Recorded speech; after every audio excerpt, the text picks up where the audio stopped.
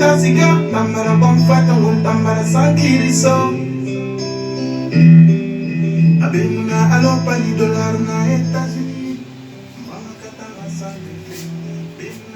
auditeurs, bonjour, bienvenue à tous et à toutes. Vous êtes dans votre émission Heure de la vérité et c'est sur Futur Média Monde, la presse humanitaire en ligne. Heure de la vérité est une émission tambour battant au cours de laquelle des journalistes, des experts et des observateurs se prononcent sur des sujets transfrontaliers. Le sujet du jour porte sur la migration clandestine, les raisons, les conséquences, les avantages, les responsabilités de cette migration, aussi la crise diplomatique qu'elle entraîne. Nous toucherons également les approches de propositions de solutions à cette crise. Pour en débattre aujourd'hui, nous avions invité pour vous une personnalité pas les moindres, mais aussi un habitué de notre émission et de notre studio.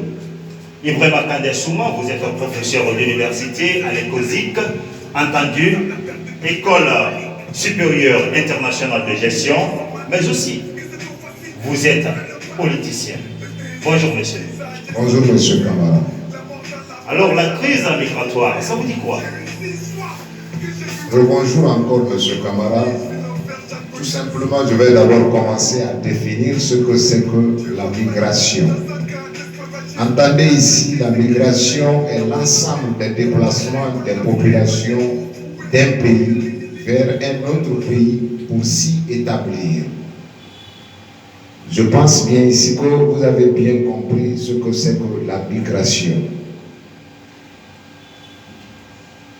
Oui, maintenant nous parlons de migration en tant que telle, et aujourd'hui la migration prend la connotation clandestine et ça bat tous les records. Ça devient une crise d'abord diplomatique, internationale, transfrontalière, et ça affecte même les coopérations entre les différentes institutions, les différents pays, car quand on regarde les ONG qui se battent pour sauver certaines personnes dans les eaux méditerranéennes, ou l'organisation, le HCR qui a aussi des difficultés à faire partir des migrants d'un pays en menace pour un pays hospitalier, un pays qu'on va appeler ici paisible, il y a toujours un problème. Alors, la migration clandestine prend d'autres envergures. Selon vous, vous comprenez l'explication qu'on donne, la connotation qu'on donne à ce mot, migration clandestine? Merci encore une fois, monsieur Kamara, de m'avoir passé le microphone. Vous venez de le dire ici que le HCR rencontre des problèmes par rapport à la migration clandestine. Mais je vous dis quelque chose ici, quand vous arrosez votre barbe du feu, de gré ou de force, vous allez avoir des difficultés. De quel contexte la migration prend le nom clandestine? Vous avez également parlé de la coopération. Coopération entre État et État.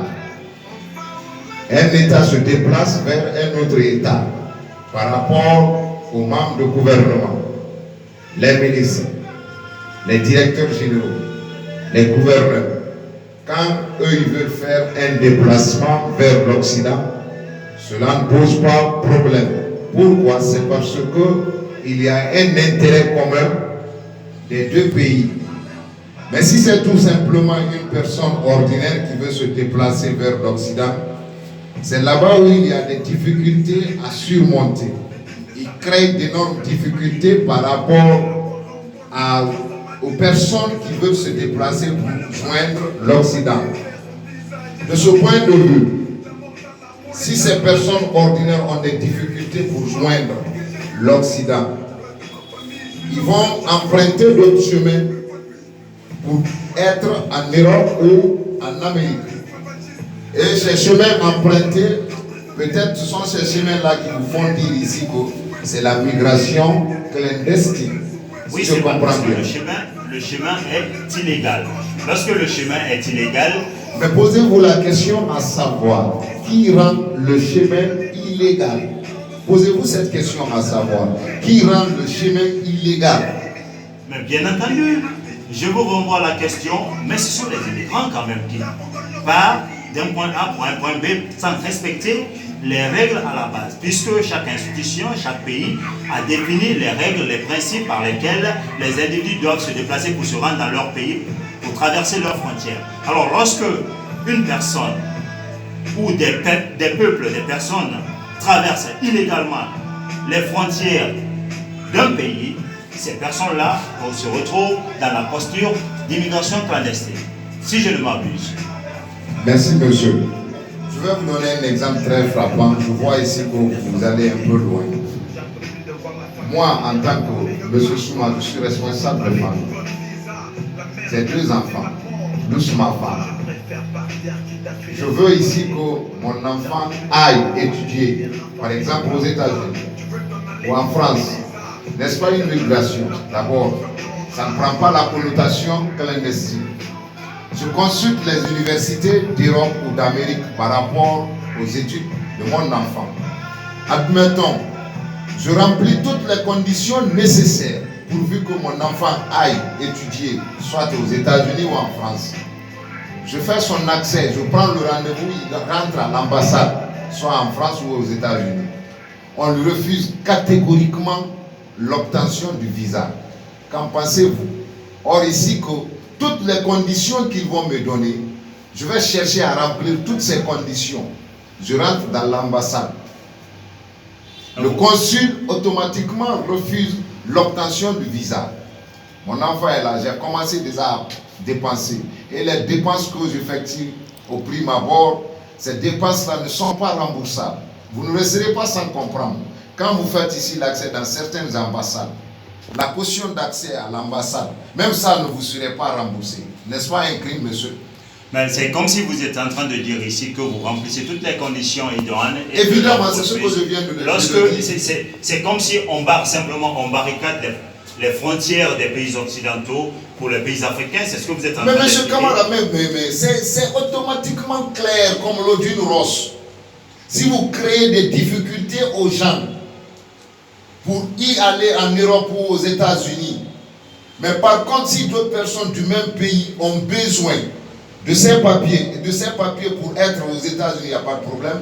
Si c'est un Kassouri qui vient comme ça devant votre ambassade, il dit j'ai besoin de 20 visas, il lui serait facile comme du beurre à couper. Il n'aura aucune difficulté. Vous allez lui donner tout ce qu'il faut. C'est parce que vous savez tout simplement ici que M. Kassouri, en tant que Premier ministre, vous pouvez lui retirer beaucoup d'intérêt. Il faut tirer beaucoup d'intérêt sur lui.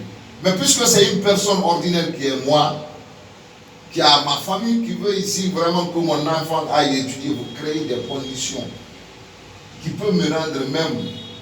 Aussi bien que vous n'êtes pas ordinaire. Je ne peux même pas trouver des qualifications par rapport. Vous êtes en train de parler en ce moment de 2 poids 2 mesures dans les critères d'évaluation ou d'éligibilité des gens pour aller à l'étranger pour l'obtention des visas, c'est ça? Les critères là sont établis par eux-mêmes.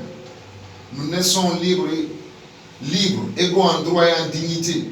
Si tel vient par rapport à l'obtention de visa, vous créez des difficultés. Par contre, si d'autres personnes viennent ici, qui sont importantes devant vous, c'est parce que vous savez ici que si ces personnes-là voyagent, vous allez avoir des ressources du sous-sol de vos pays, y compris la bauxite, l'or, le diamant, puisque vous pouvez cultiver l'intérêt là-dedans. Laissez-moi aller au bout de mes idées, monsieur. C'est ce que vous appelez coopération. Puisque vous savez ici que si ces personnages sont avec vous par rapport à un certain système de voyage, vous remboursez beaucoup d'intérêts sur ces gens-là. La bauxite de mon pays, le fer de mon pays. Vous parlez de quel pays? La Guinée. D'accord. Je dis bien mon pays, la Guinée. Si c'est par rapport à ces formes de coopération, si ces gens-là demandent le visa, c'est beaucoup plus facile. Même quand nous ne sommes pas dans le cadre spécifique de la Guinée, nous sommes dans un cadre... Mais ça devient un cas général.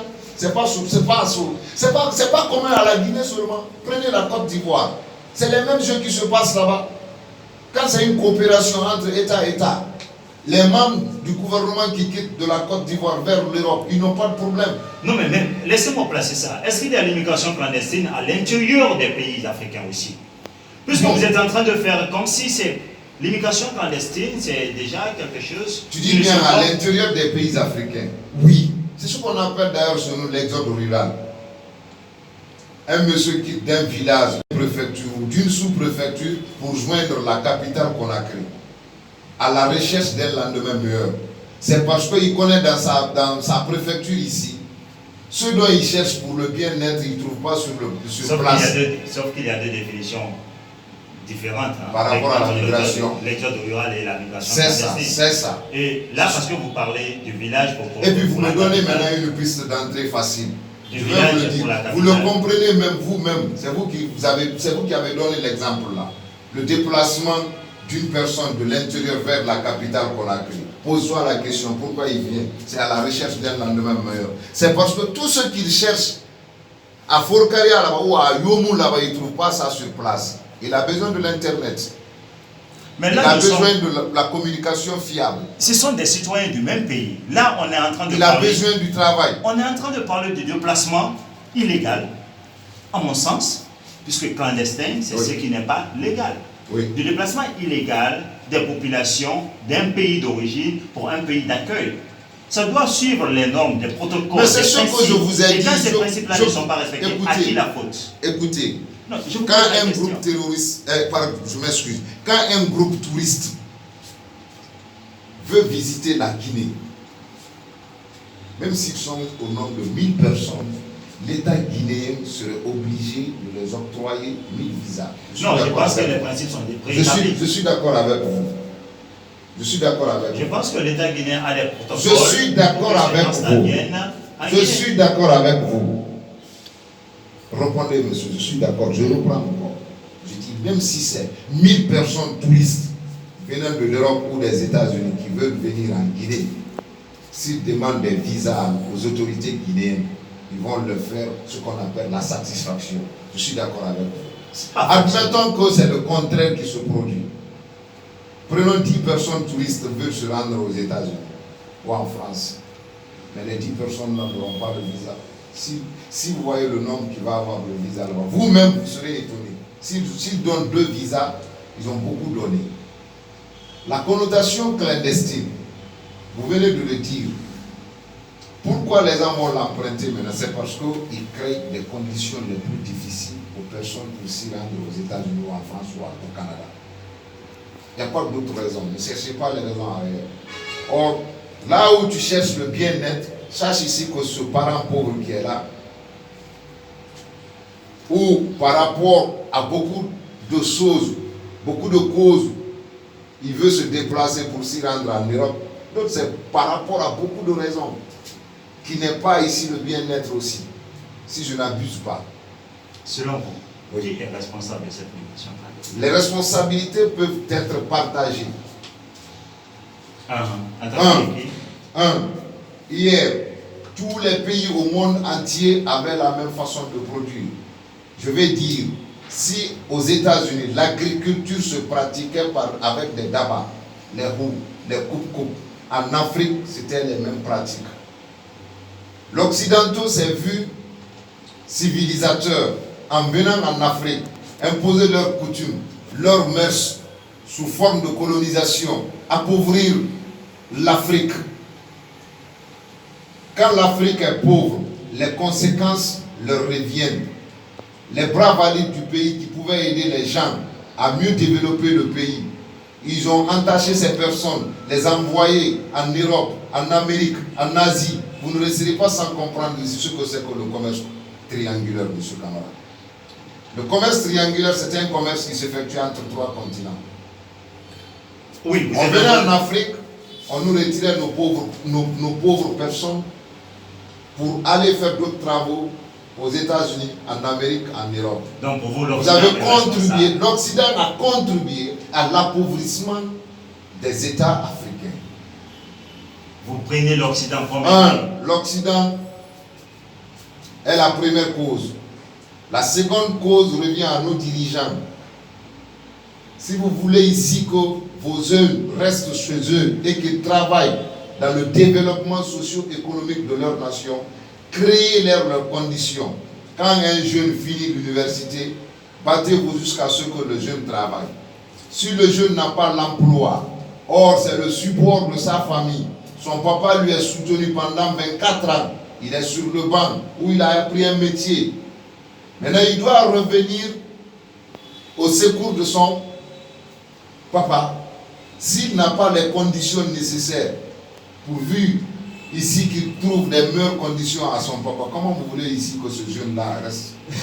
Je comprends. Comment voulez-vous ici que ce jeune-là reste? C'est comme si vous vous mettiez à la place du parent pauvre et de l'enfant désespéré. Je ne me mets pas à leur place, mais c'est un exemple que je vous donne, un exemple très frappant. Alors, de ce point de vue, la croissance économique des pays africains, c'est très faible. Oui, vous pouvez y aller. Laissez-moi placer ça. Oui. Vous dites que les premiers responsables, c'est l'Occident, oui. les puissances occidentales. Oui. Deuxièmement, vous parlez des gouvernants, c'est-à-dire les responsables étatiques, nationaux, locaux, n'est-ce pas, oui. N'est-ce pas, si je comprends bien. Oui. Alors, vous dédouanez les parents et ceux qui empruntent la voie illégale d'immigration, vous les dédouanez. C'est normal. Mettez-vous à la place des parents et comprenez l'exemple que je vous explique très bien. J'aurais suivi les normes. Un père de famille qui est là, durant ses années de service, il travaille à la fonction publique ou dans une société privée.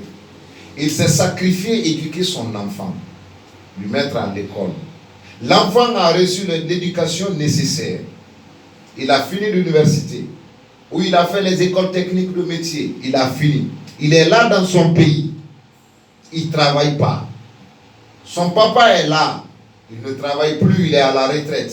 Sa maman est là, elle n'a même pas connu le banc. Leur espoir aujourd'hui, c'est l'enfant dont ils ont soutenu hier en serrant leur ceinture, pourvu que l'enfant soit quelqu'un de demain. Cet enfant est là aujourd'hui. Du matin au soir, il est couché au lit, il n'a pas un emploi. Il entend ici, les gens disent ici, par contre, l'Occident, dès que tu es là-bas, les choses te seront faciles. Au moins, le manger de ta famille, la ration alimentaire, tu peux t'occuper de cela. L'enfant là a le choix, le papa a le choix, il est là. Je vous pose la question, c'est à vous de me répondre. Moi, ici, c'est moi qui pose et vous répondez. Alors, pas de problème, ça monsieur. fait quand même, c'est une manière de dépeindre l'aspect triste de cette situation. Ça me fait, ça merci me rappelle, ici que vous le ça me rappelle le cas de Yagin et Fodé il y a une vingtaine d'années. C'est un bel exemple. Lorsqu'ils ont décidé de prendre le chemin ça, pour la Belgique en empruntant, je crois, à l'époque, et ils se sont rendus dans, je crois, les wagons ou en tout cas, quelque part dans l'avion. À côté d'un moteur d'un avion. Ils se sont retrouvés morts en Belgique à l'atterrissage de l'avion. C'est un exemple très sombre que je donne et je déplore. C'est compte tenu de quoi? Mais dans tout la pauvreté. Selon eux, la pauvreté qu'ils avaient laissé derrière eux, ils dénonçaient la situation précaire dans laquelle les parents vivaient. Eux-mêmes, ils n'avaient plus l'espoir de vivre dans avoir un lendemain meilleur. Mais au-delà de ça, faut-il encourager les jeunes à prendre le chemin de l'immigration clandestine, sachant déjà que cette immigration clandestine est en train de causer encore d'énormes dégâts des deux côtés de la Méditerranée? Ce que vous ignorez d'abord, quand ils sont avec leurs pauvres parents ici en République de Guinée, c'est une forme de danger dont ils sont exposés. C'est parce que quand un parent n'est plus capable de trouver de quoi manger à ses enfants, c'est une autre forme de mort. Monsieur, je me répète encore, la ration alimentaire, si un père de famille est incapable de trouver la ration alimentaire par rapport à ses enfants, l'unique enfant qui est là, son espoir, l'enfant auquel il a contribué par rapport à son développement personnel, c'est l'enfant là qui doit lui venir au secours. Et si l'enfant là est incapable, le papa n'a pas d'autre choix que sacrifier son enfant. Ce qui veut dire... Mais je vous dis bien le bien-être de tout un chacun de nos recherches. Vous, monsieur Camara, vous le recherchez. Toute autre personne au monde entier recherche le bien-être. Évidemment, je ne dis pas vivre dans le luxe, mais la ration alimentaire, la quantité d'aliments qu'un sujet observe en 24 heures, si vous êtes dans l'incapacité de trouver cela, ça pose problème. Aimables auditeurs, notre invité du jour, c'est Ibrahima Kandé Souma. Il est politicien, il est également professeur d'université, mais aussi un habitué de notre studio. Merci une fois encore. Si vous venez de nous reprendre en marche, nous sommes en train de parler de l'immigration clandestine, ses causes, ses conséquences, les responsabilités, les approches de propositions de solutions, mais aussi la crise diplomatique que cette immigration clandestine est en train de créer à travers le monde. Mais, M. Souma, on revient encore sur notre sujet. À vous entendre parler, c'est comme si, dans tous les cas, l'Occident, les gouvernements ont tort. Ils sont responsables de toute cette crise, mais les parents et les enfants qui prennent le chemin de la mer, ce ne sont même pas des enfants, parce que dans certains cas même, ce sont des personnes matures. L'histoire nous rappelle des faits passés. Nous ne serions plus là maintenant à accuser la colonisation. Ce qui est fait, ce qui est dit, ce qui est passé est passé. Et il y a les causes actuelles du retard dans les pays africains. Juste en 30 secondes, parce que nous avions d'autres thèmes à débattre. On a pris beaucoup de temps sur ça. Merci, monsieur. Si les dirigeants africains s'y mettent à la tâche par rapport au développement socio-économique de leur nation, je ne vous dirai pas ici qu'il n'y aura pas la migration clandestine, mais le mot migration clandestine, vous verrez peu de personnes qui vont se déplacer par rapport à l'Occident, aux États-Unis, par rapport à l'Occident. Alors, mais si la personne ne trouve pas de quoi manger chez lui, il va de gré ou de force sortir, chercher quelque part où il peut avoir à manger au moins. Je sais que c'est une problématique qui a toujours été débattue dans les pays africains, dans la coopération nord-sud. Mais ça n'a pas encore apporté fruit. De... Quel que soit le débat que vous accordez par rapport à ces équations pareilles, si le fruit n'est pas là sur le terrain, cela ne sert à rien. Je pense que les améliorations viendront, nous le souhaitons. Inch'Allah. Dans tous les cas, au eu égard aux différentes catastrophes que l'on a vues à travers les eaux, sur la Méditerranée. Monsieur Kamara, une personne qui a faim n'a pas... Laissez-moi placer ça. Est-ce que l'immigration clandestine n'a pas multiples conséquences? Les conséquences, elles sont désastreuses. Pour? De quel côté et comment? La famille de la personne va perdre. L'État, c'est-à-dire son pays de départ, va perdre. D'autres conséquences aussi à l'Occident. Si l'Occident n'est pas préparé à recevoir un bon nombre de migrants, c'est un problème. Pour un rappel, l'OIM vient de faire un inventaire des faits. 16 000 Guinéens, 16 000 Guinéens, au jour où je vous parle, sont migrants. Sans compter des personnes qui se déplacent sans atteindre l'objectif. Ces personnes, d'autres personnes peuvent être maintenant là où je vous parle, en prison quelque part. D'autres personnes ont trouvé la mort. D'autres personnes sont dans la brousse, là où je vous parle maintenant là, en difficulté avec des bandits ou des terroristes. Les conséquences, on n'en parle pas. Quelque part, je sais ici que vous aimez le dire ici, est-ce que par rapport à un pays de départ, ce n'est pas une fuite de cerveau? Quelque part, c'est une fuite de cerveau. Mais souvent, ces jeunes gens vont à l'Occident, ils se forment, ils reviennent en Afrique, ils apportent un plus au pays de départ par rapport au développement de leur pays. Il y a même une association actuellement en République de Guinée par rapport à des Guinéens de l'étranger. Ils viennent, ils s'organisent, ils trouvent quelque chose.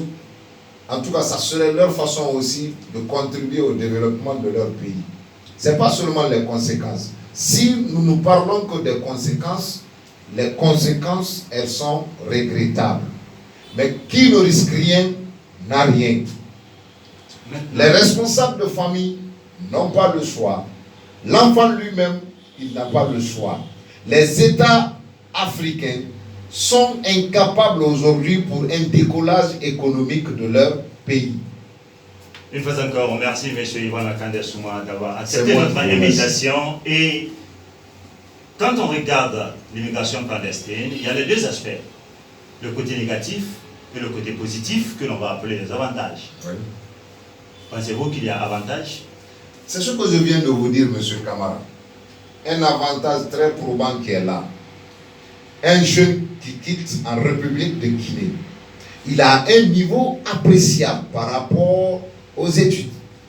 Je rappelle que M. Yvan Lakande Souma est politicien guinéen et évidemment professeur d'université en République de Guinée. C'est pourquoi toujours il prend l'exemple sur son pays, la Guinée.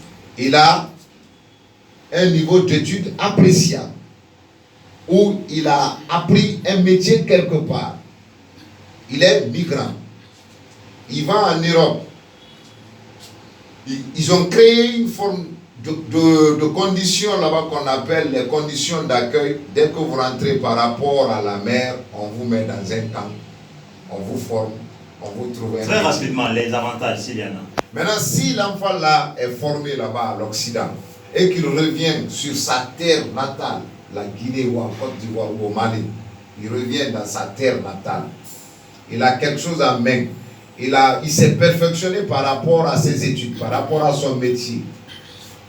Il crée l'entrepreneuriat jeune, celui, et contribue au développement de son pays, oui ou non?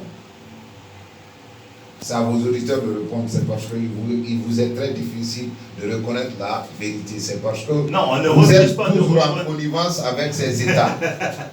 On ne Vous refuse êtes pas de toujours- reconnaître non, la vérité. c'est ce que vous avez Mais remarqué dans par ce rapport à studio- la presse. Dans ce studio, il y a un poseur de questions, il y a un autre qui doit les répondre. Pas de Vous êtes problème, aussi monsieur. dans cette posture de répondre aux questions et moi de les poser.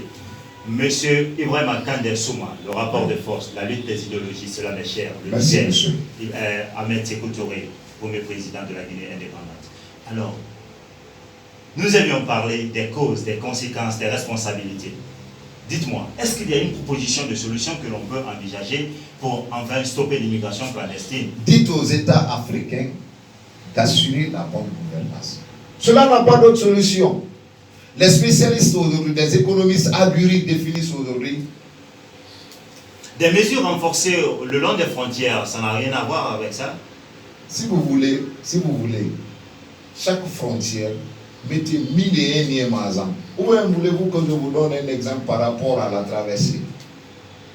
Souvent les pays, quand ils quittent par exemple la Guinée vers le Mali, la Libye, quand ils rentrent là-bas, ils vont trouver des partenaires libyens qui sont là-bas, qui vivent aussi par rapport à cette activité. Quelle que soit la sécurité que vous imposez par rapport à ces frontières, les gens vont toujours chercher à joindre l'autre côté de l'Europe, soit aux États-Unis, au Canada, quelle que soit la sécurité que vous mettez. C'est parce que vous allez voir parmi les agents de sécurité que vous allez mettre sur place, eux-mêmes ils sont complices, ils vivent dans ça.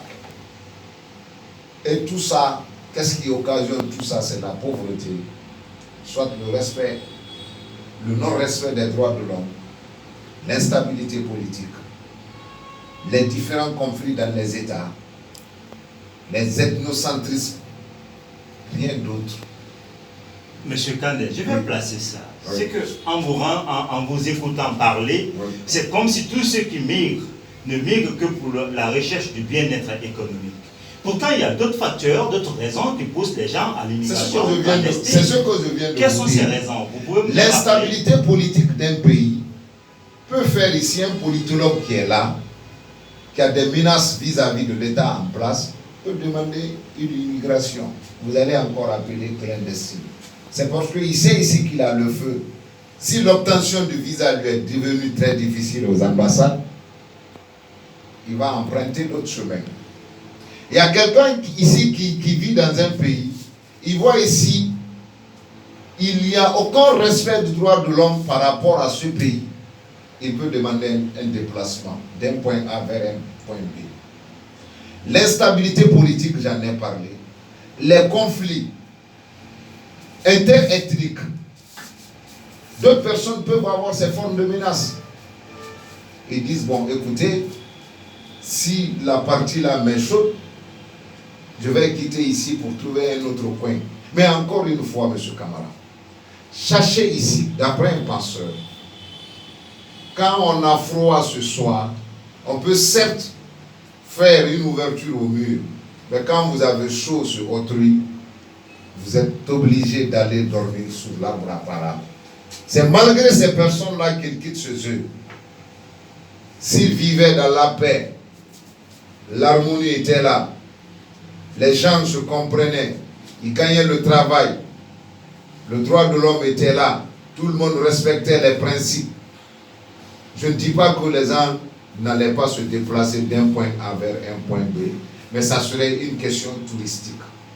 Merci beaucoup, monsieur Ibrahim Kandel Souma, C'est moi qui vous remercie. votre présence dans notre studio aujourd'hui. Aimables auditeurs de Futur Média Monde et de l'émission Heure de la Vérité, ainsi s'achève votre émission préférée, Heure de la Vérité. Nous avions eu pour thème aujourd'hui l'immigration clandestine, ses ramifications, ses conséquences, ses causes, ses responsabilités ont été débattues de fond en comble en compagnie de notre invité, Ibrahim Kandel Souma. Moi, je vous ai servi au compte de la radio Futur Média Monde, c'est le maestro Younoussa Kamara, une rédaction assurée par l'équipe technique dirigée par Aboubakar Pastoria Kamara. Merci pour votre fidélité et vous avez fait le meilleur choix de rester toujours en compagnie de la radio sans frontières, Futur Média Monde. Quand c'est planétaire, il n'y a pas de frontières. Une fois encore, merci, merci infiniment.